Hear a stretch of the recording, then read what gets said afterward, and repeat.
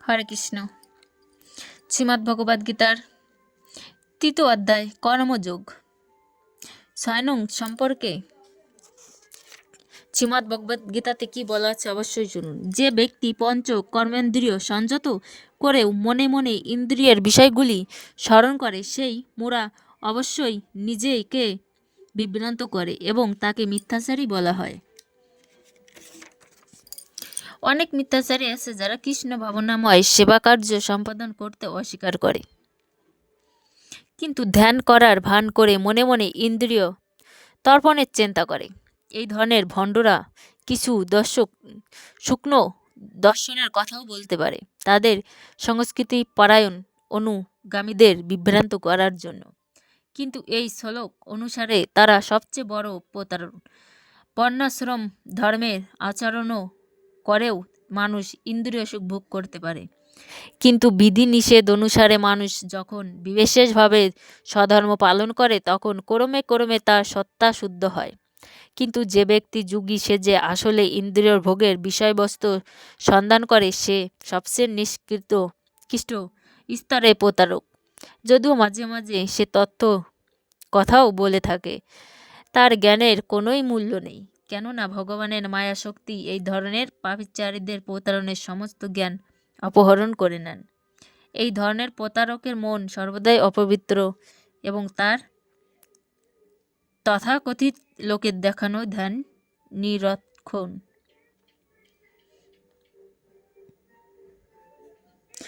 সমগ্র বর্ণাশ্রম ধর্মের পরিকাঠামো তৈরি হচ্ছে আমাদের এই চরম লক্ষ্যে পৌঁছাতে সাহায্য করবার জন্য।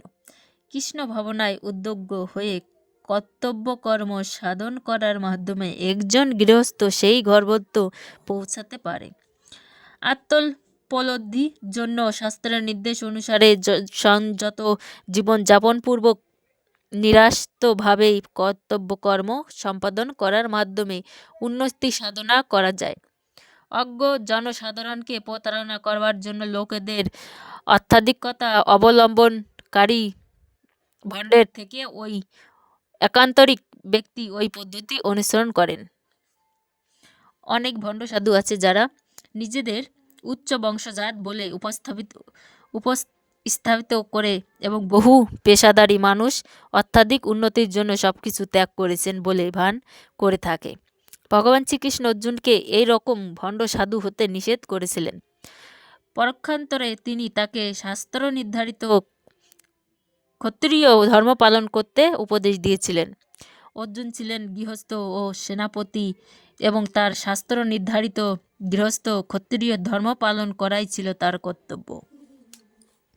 এভাবে ধর্ম পালন করার ফলে জড় বন্ধনের আবদ্ধ মানুষের হৃদয় পবিত্র হয় এবং তার ফলে যে জড় কলুষ থেকে মুক্ত হয়।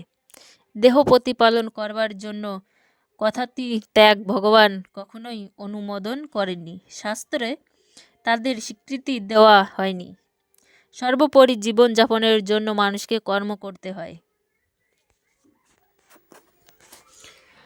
যেহেতু দেহ প্রতিপালন করবার জন্য প্রত্যেককেই কর্ম করতে হয়, তাই সমাজের বর্ণ ও আশ্রম অনুসারে ভিন্ন ভিন্ন স্তরের জন্য এমনভাবে কর্ম নির্ধারিত করা হয়েছে যাতে সেই উদ্দেশ্যে যথার্থভাবে সাধিত হয়।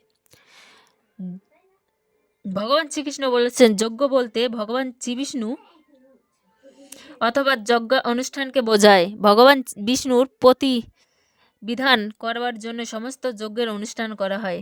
বেদে বলা হয়েছে, যজ্ঞ বিষ্ণু অর্থাৎ নির্ধারিত আচার অনুষ্ঠানের মাধ্যমে যজ্ঞ সম্পাদন করা অথবা সরাসরিভাবে ভগবানের শ্রীবিষ্ণু সেবা করার মাধ্যমে একই উদ্দেশ্য সাধিত হয়। সুতরাং কৃষ্ণ ভাবনামৃত হচ্ছে যজ্ঞ অনুষ্ঠান, যা এই শ্লোকে নির্ধারিত হয়েছে। বর্ণাশ্রম ধর্মের উদ্দেশ্য ভগবান শ্রীবিষ্ণুকে সন্তুষ্ট করা। বর্ণাশ্রমচার বত্তা পুরুষের পরম পুণ্যমান বিষ্ণু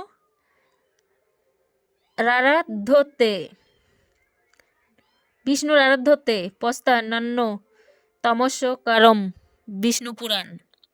তাই বিষ্ণুকে সন্তুষ্ট করবার জন্য কর্ম করা উচিত।